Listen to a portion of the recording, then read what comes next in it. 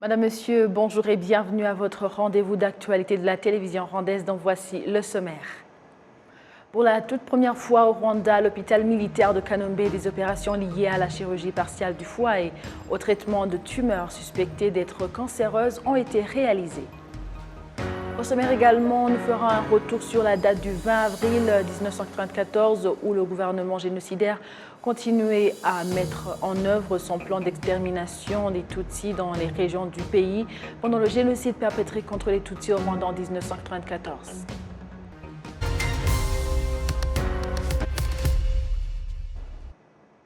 Bonjour et bienvenue à la grande édition de la télévision rwandaise. Pour la première fois au Rwanda, l'hôpital militaire de Kanombe, des opérations liées à la chirurgie partiale du foie et au traitement de tumeurs suspectées d'être cancéreuses ont été réalisées. Ces interventions entrent donc dans le cadre de la coopération belgo-rwandaise visant à faire avancer la chirurgie des maladies abdominales dans le pays. Patrick Nilidandi nous fait le point. Le docteur Christian Niyonzima, spécialiste en chirurgie gastro-intestinale à l'hôpital militaire de Kanombe, explique qu'il existe des symptômes que présentent les personnes atteintes d'une maladie de foie, comme la diarrhée et la constipation. Le médecin spécialiste en gastro-entérologie, le professeur français Jean-Marc Régibou, affirme que la chirurgie des maladies gastro-intestinales nécessitant une intervention chirurgicale offrent une chance de guérison si elles sont détectées à temps. Et donc, dans la chirurgie hépatique, il y a beaucoup de règles de sécurité pendant l'intervention. Puis, on décide d'enlever, de réséquer la partie malade. Et là, il faut laisser un certain volume de foie suffisant pour que le patient puisse continuer à vivre. Si on fait ça, eh ben, le patient continue à vivre, il n'y a pas de complications. Et on enlève jusqu'à un tiers, la moitié du foie. Et vous savez, tout le monde sait que le foie a la capacité remarquable de régénérer, c'est-à-dire que le volume va grossir après l'intervention pour permettre au patient de continuer à vivre sans avoir de problèmes comme une jaunisse ou des infections. Et le foie a cette capacité remarquable de régénérer quasiment la moitié de ce qu'on a enlevé dans la première semaine. Donc c'est très connu, il y a des mythes là-dessus, mais c'est très très connu et c'est une capacité remarquable. Et alors, les patients pensent que le foie va revenir exactement pareil, pas du tout. C'est un peu comme, malheureusement, quelqu'un qui a eu une amputation d'un membre, l'autre membre se muscle et s'hypertrophie, mais il y a pas, on reconstruit pas, l'organisme ne reconstruit pas le membre amputé.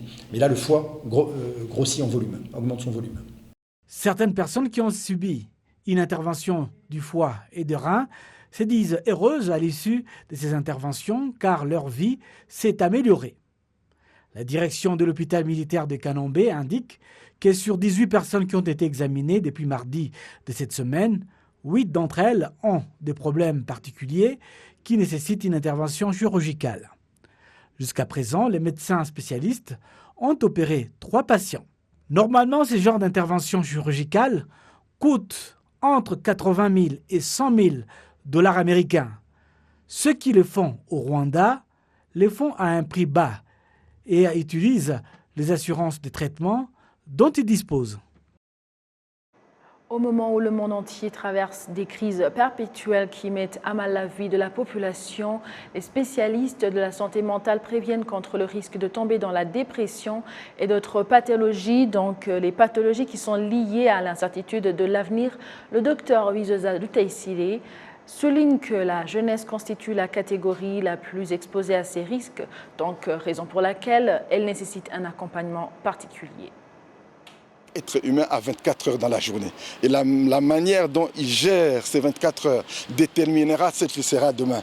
S'il fait des mauvais choix aujourd'hui, dans les 24 heures qu'il a chaque jour, eh bien, demain sera hypothéqué. Mais s'il fait des bons choix, il met en action ses idées aujourd'hui, il cherche des connexions aujourd'hui, il cherche des solutions en lui et autour de lui, au lieu d'être négativiste et pessimistique, très souvent, ça l'aide aussi à bien occuper le temps et à éviter ces maladies comme la dépression qui sont aussi appelées des chronopathologies. Chronos, c'est le temps.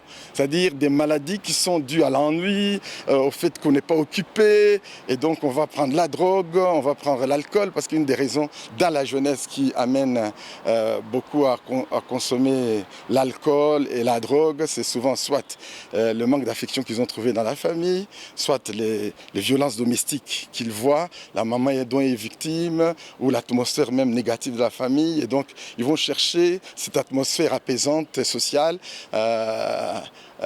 chez des pères qui ont cette mauvaise habitude de consommer l'alcool et consommer la drogue. Et ils développent ainsi la maladie mentale. Chez les jeunes, il y a aussi le fait que les jeunes, surtout les jeunes urbains, ne donnent pas de la valeur aux petites choses. Ils ne donnent pas de la valeur aux petites choses. Ne néglige pas les petits commencements. Il faut toujours commencer par un pas. Il y a Bouddha qui avait dit que le plus long des voyages commence toujours par un seul pas. Le pas de la décision, le pas de l'action. C'est-à-dire que les grandes réalisations de demain commencent par des petits pas un à un. Mais très souvent, notamment la jeunesse en ville, ils ne veulent pas se mouiller. S'il y a une opportunité de faire peut-être la mécanique ou bien le lavage des voitures. L'autre jour, j'étais en train de suivre un témoignage d'un monsieur qui lavait les voitures. Aujourd'hui, il a bâti sa propre maison. Il est bien, il est autonome. Donc, c'est dire qu'il ne doit pas négliger les petites choses. Commencer par les petites choses à partir des idées qu'ils ont et puis les développer progressivement. Et savoir aussi développer le contentement de ce qu'ils ont. De la grâce d'avoir un pays où il y a la sécurité, où il y a la paix, d'avoir des parents par exemple s'il y en a, ou d'avoir des opportunités, même si ça n'arrive pas à tout ce qui peut le satisfaire, être déjà content du moment présent. Le moment présent, c'est ça qui va déterminer demain. Et hier est déjà passé, il est notre enseignant, dont nous tirons des enseignements, mais nous devons bâtir aujourd'hui ce que nous serons demain. Et au lieu de nous préoccuper, pour que la peur de demain nous paralyse, nous devons bâtir aujourd'hui, prendre des décisions, faire des choix et des actions qui vont nous bâtir un meilleur lendemain. Car tant que l'on vit, il y a de l'espoir.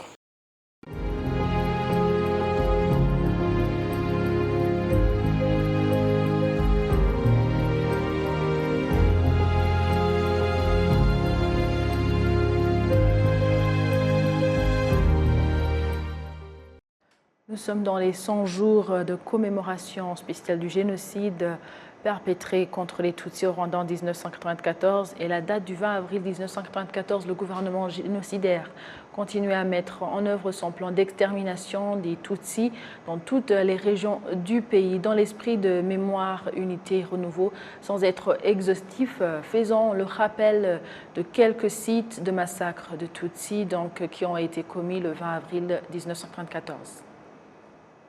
Le 20 avril 1994, celui qui était le président du gouvernement génocidaire s'est rendu dans les communes Ndora et Shanda, au sud du Rwanda, pour inciter les Hutus à exterminer les Tutsis.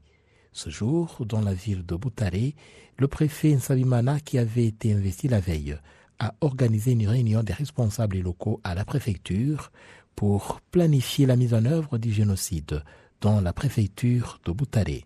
Le 20 avril, la reine Rosalie Gichanda a été tuée. C'est le capitaine Ildefonse Nizeimana, qui était en poste à l'école des sous-officiers ESSO, qui a donné l'ordre de la tuer. Pendant le génocide, Nizeimana a organisé et coordonné les massacres avec d'autres militaires, dont le lieutenant-colonel Muvunyi Tarsis et les militaires du camp de Ngoma, qui étaient dirigés par le lieutenant Ildefonse Hategekimana, et avec la gendarmerie dirigée par le major syriaque Habiala Batuma et avec les Interahamwe. Le capitaine Nizeimana et le lieutenant-colonel Muvunyi ont été condamnés pour crimes de génocide, respectivement à 35 ans de prison et à 15 ans de prison par le tribunal pénal international pour le Rwanda. Entre le 19 et le 20 avril, se sont réfugiés à l'église de Mugomga, en district de Gisagara, des Tutsis venus des anciennes communes Muganza et Kibayi de Nyaruhingeri, ceux qui habitaient la colline Nyange près de la rivière Kabogobogo. À la paroisse de Mugomga ont été tués près de 26 700 Tutsis. Cette date rappelle aussi les massacres de Tutsis à Rutabo, qui fut appelé CND au secteur Kinazi du district de Ruhango au sud du pays. À cet endroit avait été creusée une très grande fosse dans laquelle étaient jetés les Tutsis qui venaient d'être tués ou encore vivants. Les Tutsis qui ont été tués étaient venus des communes Nhongwe, Mugina, de Bouguessera et d'ailleurs. Après avoir été tués, ils ont été jetés dans la fosse avec ceux qui avaient été sur différentes barrières et aux alentours. Ils ont été tués par des gendarmes, des Interahamwe et des réfugiés burundais du camp de Nyagahama. Le 20 avril aussi, des milliers de Tutsis à l'église catholique de Nyumba ont été tués. C'est en commune Gishamvu de Butare. Jean Kambanda, le premier ministre du gouvernement génocidaire, était originaire de cette localité. Ce sont réfugiés des Tutsis qui étaient venus des communes Kigembe, Runyinya, Nyakizu, Rwamiko, Mubuga et Gishamvu, qui furent tués sous le feu des pièces d'artillerie lourdes qui tiraient sur eux à partir des collines, sur les hauteurs de Nyakibanda. Entre 25 000 et 30 000 Tutsis y furent tués. Au grand séminaire de Nyakibanda ont été tués des prêtres et des séminaristes Tutsis et ceux qui s'y étaient réfugiés. Le génocide perpétré contre les Tutsis a été planifié et mis en œuvre par l'État rwandais. Les massacres de Tutsis à partir du 7 avril 1994 au matin, en même temps et à travers tout le pays, est la preuve que le plan du génocide avait été préparé par l'État. Les historiens et analystes estiment qu'il faut redoubler d'efforts dans la lutte contre la culture de l'impunité afin de prévenir des crimes comme celui du génocide commis contre les Tutsis au Rwanda en 1994. Ils indiquent que c'est l'impunité qui a encouragé les génocidaires à poursuivre leurs actes ignobles en 1994. Les détails, c'est avec Winnie Nkurunziza. L'ancienne préfecture de Gikongoro au sud du Rwanda est l'une des localités où les Tutsis furent massacrés en grand nombre depuis 1959 et chaque fois les responsables de ces massacres étaient plutôt récompensés au lieu d'être punis comme l'indique le docteur Philbert Kakwenzile, président de l'association des rescapés du génocide Ibuka. Celui qui a supervisé les tueries à Gikongoro, à ce moment-là, André Nyeramogawa, qui était préfet de Gikongoro, a été promu comme député. Non seulement il n'y avait pas d'impunité, mais aussi il y avait une sorte de récompense, d'appréciation de celui qui a conduit ces faits. Et les impunités ont continué un peu partout. Mais aussi, il faut parler aussi de cette question du manque d'état de droit. Le fait que toute la population n'avait pas accès aux ressources, aux avantages du pays, ça renforçait justement ce fait que l'exclusion était consacrée dans ce pays. Ce point de vue est collaboré par M. Alain Gauthier, président du collectif des partis civils pour le Rwanda, engagé dans la lutte contre la culture de l'impunité. Tout le monde sait qu'à Noël 1963 et puis début janvier 1964, il y a eu ce qu'on appelle le petit génocide de Gikongoro qui a fait plus de 20 000 morts. Et donc effectivement, la préfecture, mais qui n'était pas, je crois, à ce moment-là encore préfecture, mais la région de Gikongoro a connu des massacres d'une manière très précoce. Et là aussi, ce n'est pas étonnant qu'on les retrouve en 1994. C'est bien ce qui a fait le lit du génocide, hein, que pendant des années, des dizaines d'années, aucun massacre de Tutsis n'a été puni, n'a été suivi de poursuites judiciaires. Ça a bien sûr laissé entendre aux tueurs qu'ils pouvaient recommencer le travail. Le collectif des partis civils pour le Rwanda déplore par ailleurs la présence de plusieurs suspects génocidaires se trouvant encore sur le sol français. L'ambassadeur de France au Rwanda indique qu'actuellement la justice française fait un pas dans la lutte contre la culture de l'impunité, même si les dossiers à juger sont nombreux. La lutte contre l'impunité est vraiment une priorité. Il faut reconnaître que la France a peut-être un petit peu tardé à faire ce qu'elle devait faire par rapport aux présumés génocidaires qui sont sur son territoire. Mais depuis quelques années, notamment sous l'impulsion du président de la République, des moyens nouveaux ont été donnés à l'Office central de lutte contre les crimes contre l'humanité, au parquet national antiterroriste. Donc ce sont les magistrats qui instruisent contre les présumés génocidaires. Et actuellement, on est sur presque un rythme de presque 2 procès par an de présumés génocidaires. On va avoir là très prochainement le procès de Hategui Kimana et ensuite à la fin de l'année le procès de Sosten Munyemana. Et donc ce sont des procès devant la cour d'assises de Paris qui durent presque 2 mois avec une 50aine de témoins rwandais qui vont en France et une autre 50aine de témoins. La plupart de ces témoins étant des victimes, mais pas tous. Par exemple, parmi les témoins qui sont auditionnés en visioconférence, il peut y avoir des gens qui sont actuellement incarcérés et qui en fait sont amenés à témoigner dans le cadre de ces procès. Et ces procès sont essentiels parce qu'effectivement, on ne peut pas y avoir de réconciliation sans justice. Et la France donc apporte sa contribution à cette justice et finalement ça permet aussi une meilleure connaissance d'un crime qui nous concerne tous, puisqu'un génocide c'est un crime contre l'humanité. Donc l'humanité dans son entièreté est concernée par ce crime. L'ambassadeur de France au Rwanda apprécie tout de même la résilience des Rwandais qui leur a permis d'asseoir l'unité et la réconciliation et bâtir un État prospère et respectueux dans le concert des nations. C'est un pays qui a traversé des épisodes terribles, qui aurait pu ne jamais s'en remettre et qui pourtant se redresse. Et qui maintenant d'ailleurs est un peu une des vitrines de l'Afrique. Donc ça montre qu'évidemment il ne faut rien ébouiller. Il faut se souvenir, mais il faut être capable de reconstruire, y compris quand on a le sentiment que tout a été détruit. Donc c'est possible à condition de prendre les bonnes décisions et que chacun aussi... En tout cas, pour bâtir le présent, pour envisager l'avenir, il faut être clair sur son passé. Et je pense que c'est ce que le Rwanda fait, et ça, c'est une bonne chose. Cette voix du Rwanda dans la lutte contre l'impunité est de plus en plus entendue par plusieurs pays qui sont soit jugés, soit extradés vers le Rwanda, les suspects du génocide qui tentaient de fuir la justice dans des pays étrangers. Winnie Nkurunziza pour la télévision rwandaise.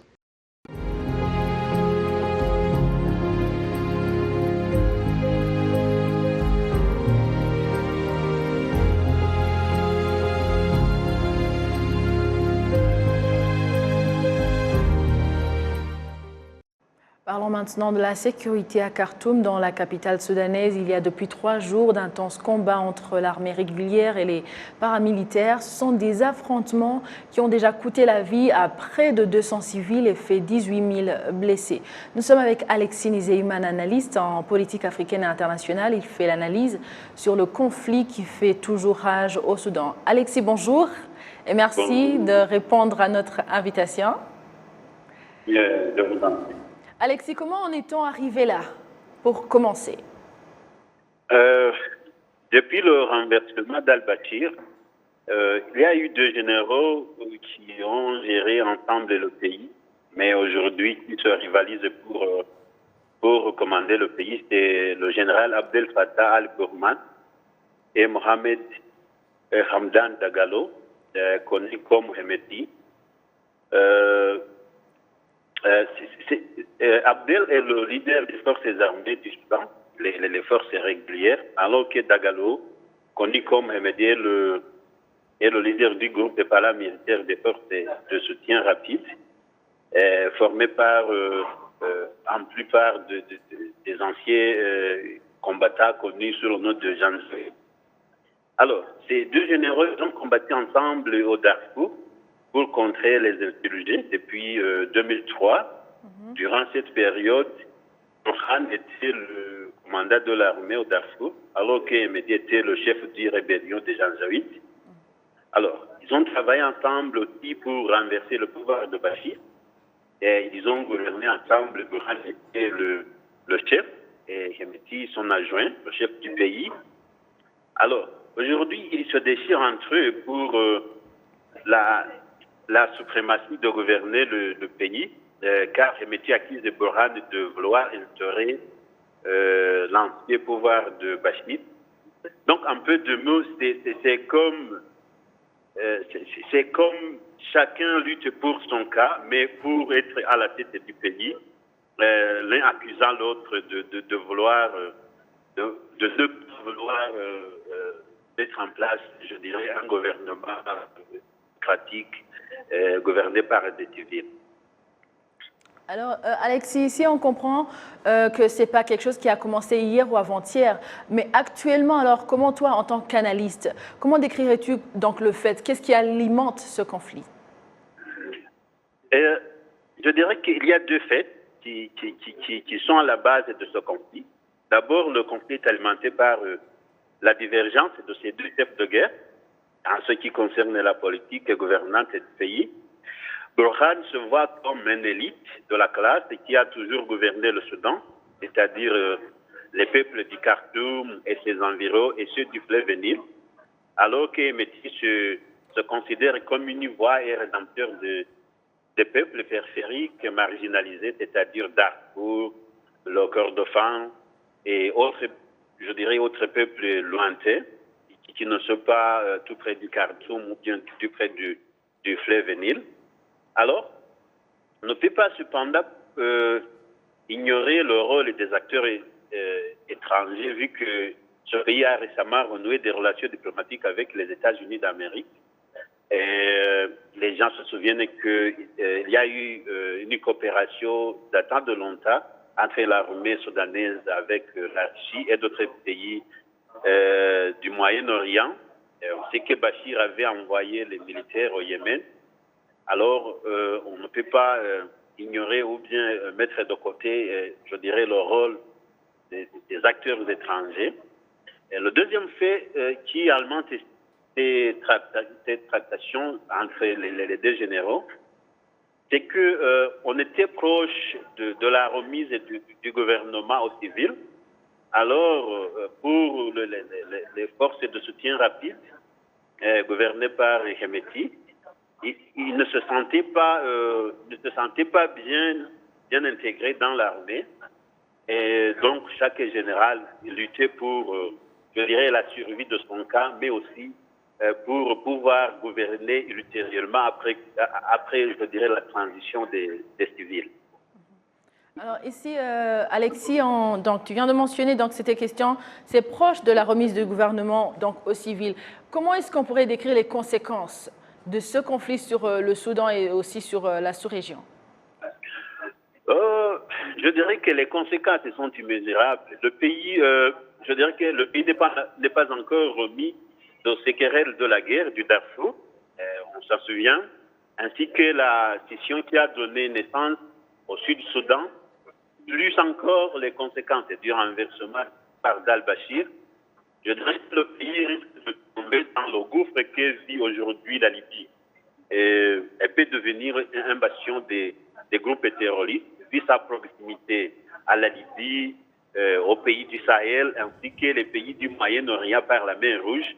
En tout cas, les conséquences sont très accentuées.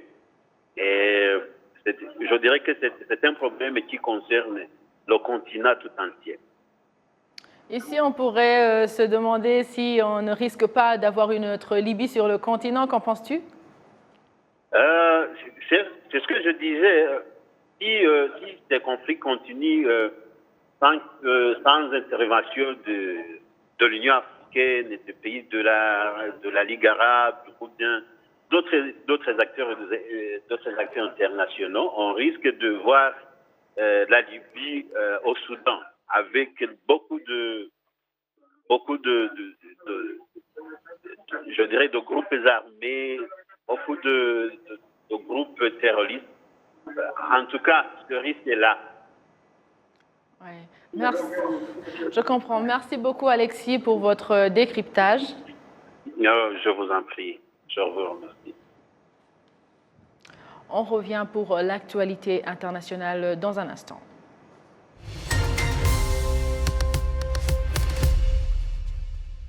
Merci à vous tous qui étiez au rendez-vous d'actualité d'aujourd'hui. Au nom de toute l'équipe qui a réalisé cette grande édition, je vous souhaite de passer une excellente suite du programme de la télévision rwandaise. Vous étiez avec Amandine Dikumasabo. Au plaisir de vous retrouver prochainement dans un autre programme d'actualité. D'ici là, portez-vous bien.